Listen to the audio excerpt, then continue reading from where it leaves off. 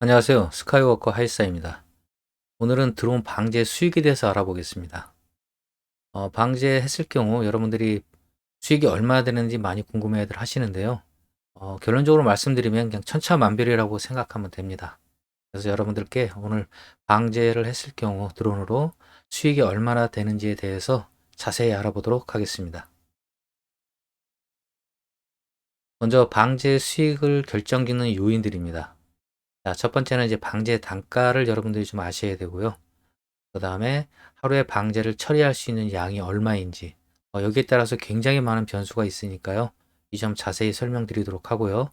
그 다음에 전체 방제 일수가 얼마나 되는지에 대해서 알아보고요. 그 다음에 소요 경비, 그러니까 숙박이라든지 식대라든지 인건비 등이 얼마나 드는지에 대해서 알아보고요. 그 다음에 세금은 정해져 있으니까요. 그 다음에 감가상각비, 기체 같은 경우는 상관없지만 배터리 같은 경우는 감가상각비를 좀 생각해야 됩니다. 그래서 이 6가지 요인에 대해서 여러분들과 자세히 알아보도록 하고요. 수익 계산하는 방법은요. 방제 단가 곱하기 일일 방제 처리량 곱하기 전체 방제 일수를 하시면 되고, 여기에서 소요 경비 빼시고 세금 빼시고 그 다음에 감가상각 비용을 빼시면 방제 수익이 나오겠습니다. 자, 그럼 지금부터 자세히 하나하나 알아보도록 하겠습니다. 먼저 방제 단가입니다. 방제 단가는요, 보통 수도작인 경우, 농 같은 경우는요, 평당 20원에서 25원 정도 합니다. 그 다음에 단가 기준의 어떤 특징을 보면요, 20원일 경우는요, 계약 물량이 많을 경우, 그러니까 물량이 많으니까 단가가 좀 낮겠죠. 그 다음에 경지 정리가 되어 있는 경우, 경지 정리가 되어 있으니까 좀 편히 일을 할 수 있으면 단가가 좀 낮고요. 그 다음에 이동 동선이 적고 짧은 경우입니다. 그래야지만 방제를 더 많이 할 수 있으니까요. 그 다음에 방제 초창기 보통 6월달 1차 할 때가 보통 방제 단가가 조금 낮은 경우입니다. 그 다음에 25원일 경우는요. 위의 내용과 이제 반대로 계약 물량이 적을 경우, 그 다음에 경지 정리가 되어 있지 않은 경우, 그 다음에 이동 동선이 많고 넓은 경우, 이때는 많이 못하겠죠, 방제를. 그래서 보통 방제 시즌 8월 정도가 또 단가가 좀 많이 높습니다. 자, 이런 점들이 기준이고요. 하지만 현실에서의 기준은 지역마다 천차만별로 단가가 틀립니다. 그래서 보통 방제 계약 업체 기준에 따라 책정된다는 점 여러분들이 참고하시면 되겠습니다. 그리고 이제 단가의 차등을 좀 보면요. 논보다는 밭이 좀 높고요. 밭보다는 과수가 조금 더 단가가 높습니다. 그래서 단가 분포율을 일반적으로 알아보면 20원일 경우가 한 60% 정도 되고요. 25원일 경우가 40% 정도 됩니다. 결론적으로 이제 말씀드리면 가급적 단가가 높은 곳을 선택하시면 좋고요. 단가에 대해서 지금 알아보는 이유는요. 어떤 작업 환경과 기준인지에 따라서 여러분들이 단가를 선택하셔야 된다는 점입니다. 이 점 정도 참고하시면 될 것 같고요. 자, 다음은 이제 제일 중요한데요. 일일 방제 처리량입니다. 여기는 너무 많은 요인들이 있어서 여러분들이 하나하나 자세히 좀 알았으면 합니다. 그래서 여러분들이 이제 일일 방제 처리량의 어떤 기준이 정해지는 것 중에 하나가 첫 번째가 이제 조종자 방제 능력입니다. 조종 능력이 좋으시면 더 많이 할 수 있는 게 당연하겠죠. 그래서 경험하신 분들이나 이런 분들은 보통 10에서 20% 정도 초보자분보다 더 많이 방제를 하십니다. 그 다음에 두 번째가 이제 이동 동선 파악인데요. 이것도 이제 초보자인 경우는 이제 굉장히 많이 어려워하는 부분입니다. 내가 방제할 곳을 찾아가는 능력인데요. 경험자 같은 경우는 보통 10분, 20분 걸린다면, 처음 하시는 분 같은 경우는 2, 30분, 심지어는 1시간이 걸리는 경우도 있습니다. 그래서 이동 동선을 잘 파악하는 것에 대해서 여러분들이 방제를 더 많이 할 수 있고 없고가 정해집니다. 그래서 상당히 중요하고요. 그 다음에 이동 동선의 범위라는 게 있는데요. 이 말은요, 여러분들이 이제 방제할 토지가 사방 5km 안에 있으면 더 많은 걸 하겠죠. 근데 여러분들이 방제할 토지가 사방 10km 이상 벗어나 있다면 여러분들이 방제할 수 있는 양은 이동하다가 거의 대부분을 소요합니다. 그래서 여러분들이 이동 동선의 범위가 작고 할수록 여러분들이 더 많은 방제를 할 수 있다는 점 꼭 생각하시기 바라고요. 굉장히 많은 편차를 보입니다. 그 다음은 이제 보조자와의 호흡인데요. 너무나 중요합니다. 보조자와 조종자가 호흡이 맞으면요. 실질적으로 여러분이 하루 정해진 양의 2배 이상도 할 수 있습니다. 그래서 이거는 여러분들이 많은 부분을 좀 고민하시고 그분과 호흡을 맞추는 방법을 좀 노력을 하셔야 될 것 같습니다. 그 다음에 이제 경지 정리 상태인데요. 이거는 이제 농 같은 경우가 경지 정리가 되어 있는 경우에는요, 방제하기가 상당히 쉽습니다. 이거 더 많이 할 수 있고요. 또 농약을 타거나 뭐 이런 시간들을 효율적으로 줄일 수가 있어서 경지 정리가 되어 있는 토지는 한 40% 정도 더 많이 방제를 할 수 있습니다.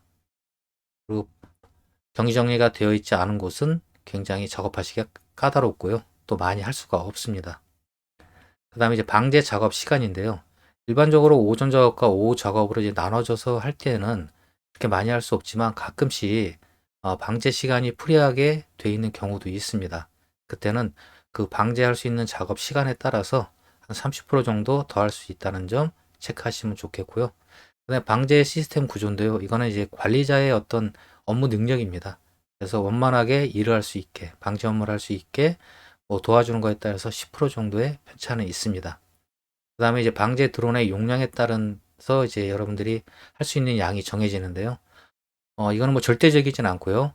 작은 토지 같은 경우는 이제 적은 용량의 드론이 적합하고요. 큰 토지인 경우에는 이제 큰 용량의 드론이 필요하다는 얘기입니다. 그래서 이런 것들이 맞춰진다면 방제 용량이 클수록 여러분들이 한 20% 정도 더 할 수 있는 내용이 됩니다. 그래서 하루의 방제 처리량이 어떻게 보면 여러분들이 방제 수익을 나는데 가장 중요한 여건이라고 생각하시면 되겠습니다. 그 다음에 이제 전체 방제 일수입니다. 여러분들이 이제 방제 일을 많이 할수록 이제 수익은 더 커지겠죠. 그래서 이걸 좀 알아보면요. 방제 업무는 보통 6월에서 9월까지 뭐 장마철이라든지 비 오는 날, 너무 뜨거운 날, 28도 이상인 날, 뭐 이런 날을 감안하면요. 4개월 중에 한 70일 정도만 하셔도 많이 하시는 겁니다. 그러면 이제 방제 계약 기간을 여러분들이 한 곳이 아니라 여러 군데를 선택하면 좋은데요. 보통 한 개 거래처당 2주에서 4주 정도 계약 기간이 정해지고요. 그래서 여러분들이 원만하게 오래 하시려면 3개 이상의 거래처를 확보하는 게 필수적입니다. 그래서 평수로는 최대한 한 300만 평 정도 하신다면 최대한 하신 거라고 생각하시면 될 것 같습니다.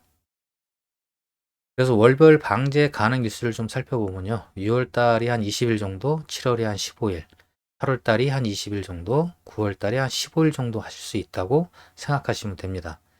그래서 이제 평균 방제 가능 일수를 생각해 보면요. 지역별로 1차와 2차가 이제 겹치지 않는 경우는 이제 한 70일 정도가 가능한데요.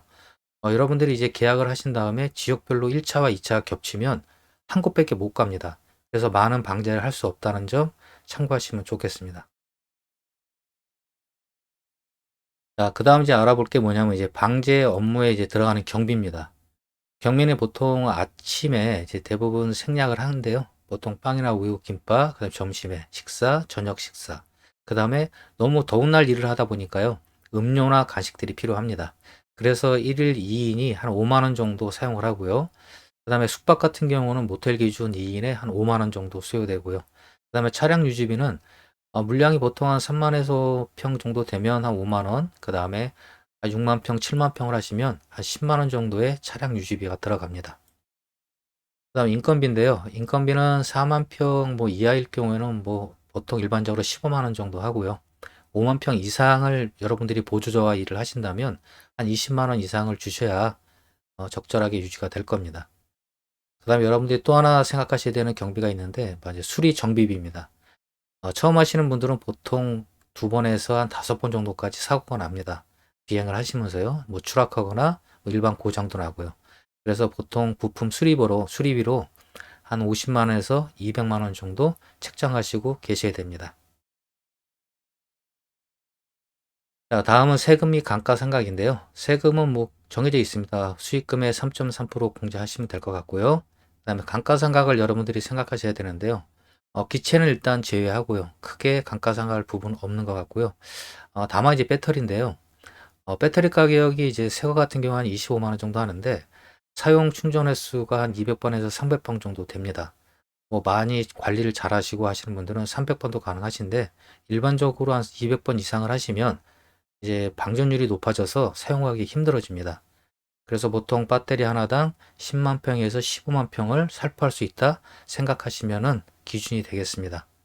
그래서 한 시즌 동안 이제 여러분들이 방제를 하시면 한 250만 평에 300만 평을 하신다면 배터리는 한 20개를 가지고 사용하시는데 모두 수명을 다 한다고 생각하시면 될 것 같습니다.